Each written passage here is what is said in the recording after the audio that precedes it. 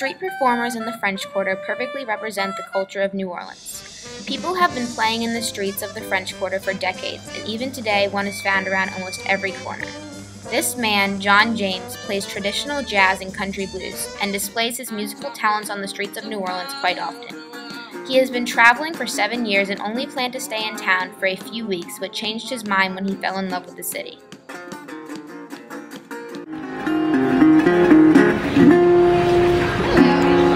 My name's Samantha. Nice to meet you. John James. John James. Inspired you to come to New Orleans?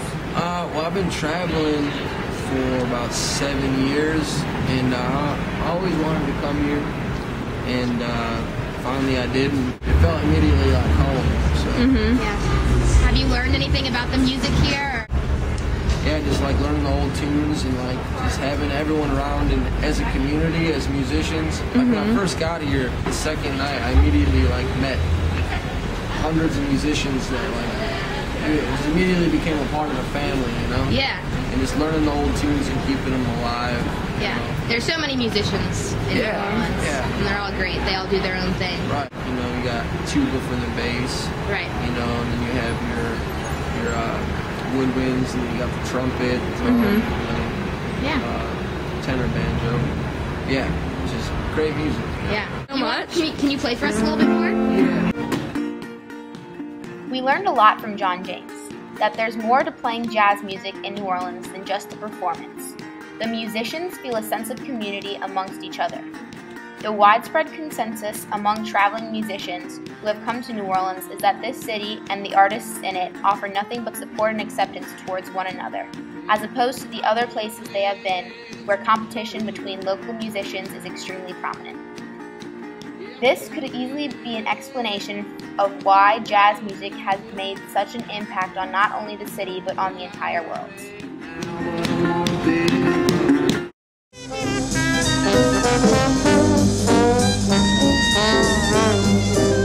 Now when the saints go marching in, when the saints go marching in, yes, I want to be in that number.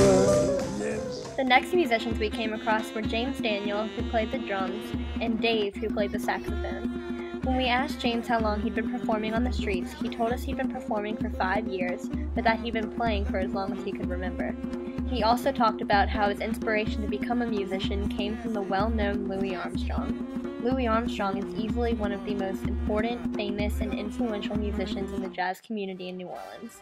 In fact, people around the world consider him the greatest jazz musician of all time because he is responsible for taking the soulful, powerful, and yet local New Orleans jazz music and introducing it to the rest of the world.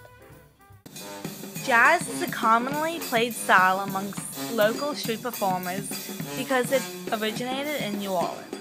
It is considered the melting pot of music. It is a combination of West African tribal music, European folk songs, and American band music and instruments. When slaves from West Africa were brought to New Orleans to work on the plantations, they brought the African musical traditions as well. The tribal drums are said to have laid the foundation of jazz and are still played in the vibrant streets of the city today. One man who perfectly exemplified jazz music is Noah Adams. Noah and his band Dirty Bourbon River Show started out playing their music on the streets of the French Quarter and gradually gained fame and started landing gigs at local venues. Yeah, like Frenchman's a great street. We do a lot of our shows at the Maison and Blue Nile, which are like 2 clubs down there. We usually kind of alternate. Tipatina has played that before, played Howlin' Wolf. So is there a difference performing in front of people in New Orleans as to the rest of the places you've been while touring, you think? Definitely. These are the best people to play with in the whole damn world here because they all, sorry, pardon my cadence, because everybody jumps around. They have the best time. Right. Like everybody goes to see a show and they want to dance. And people are like, New Orleans, as long as you're on and you're enjoying it, you can get like instantly, people will instantly agree with you, and that's the most amazing thing. It's the best place in the world. Did you say you performed like on the streets of your home in the French Quarter, like around Jackson Square? Yeah, then you started out, and still do it every now and then with them. They we started busking a lot on like Frenchman. That's kind of like how it came about. And I pick up side gigs a lot, doing like second lines. So I just picked up a wedding march. Started at the Cathedral, Jackson Square. How has your like path been to becoming such a successful musician? You just gotta work hard. You gotta play every day, and then just like you gotta put your heart into it. You know, because you're like it's like it's a very daring thing. Like go out there and like not have a real job and live literally off your guitar and your piano and your voice. And so just gotta be the best. Play every day. Find the best cats. Play with them. Learn everything you can.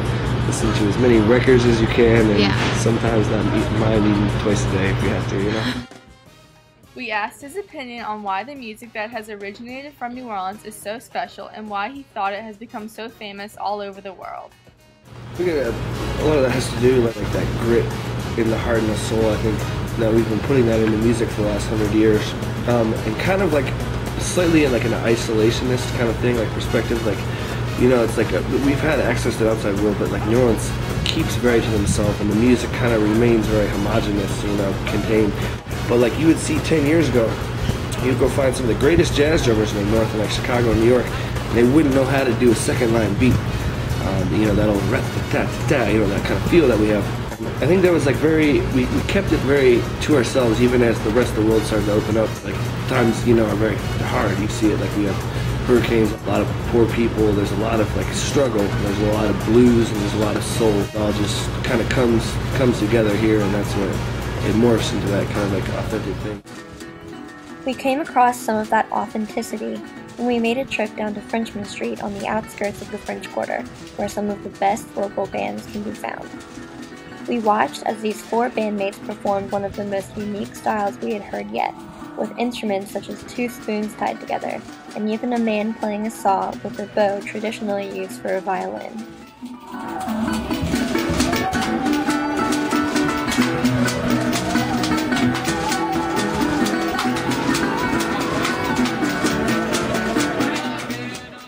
This journey through the streets of New Orleans has opened our eyes to a world of rich and soulful music.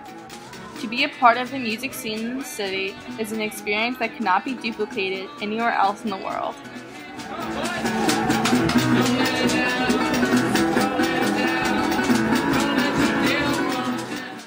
We've met some amazing people who spend all day and all night performing for spare change, and yet their outlook on life is filled with joy and creativity.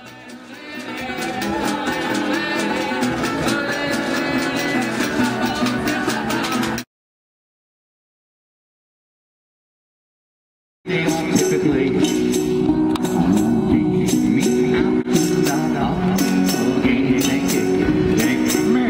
why do I have the feeling you don't have school tomorrow? We do. You do have school? Yeah. My name is Mr. Joe Jangles. Mr. Joe Jangles? But you can call me Joe for short. All right, so you're, let me see, I'm going to try and guess. You're like juniors. Sophomores. The sophomores, okay. Just a few of you youngsters. Okay, what's your high school team name? What are Greenies? Is that for real? Yeah, Neiman Green. Okay, the Newman Greenies, okay.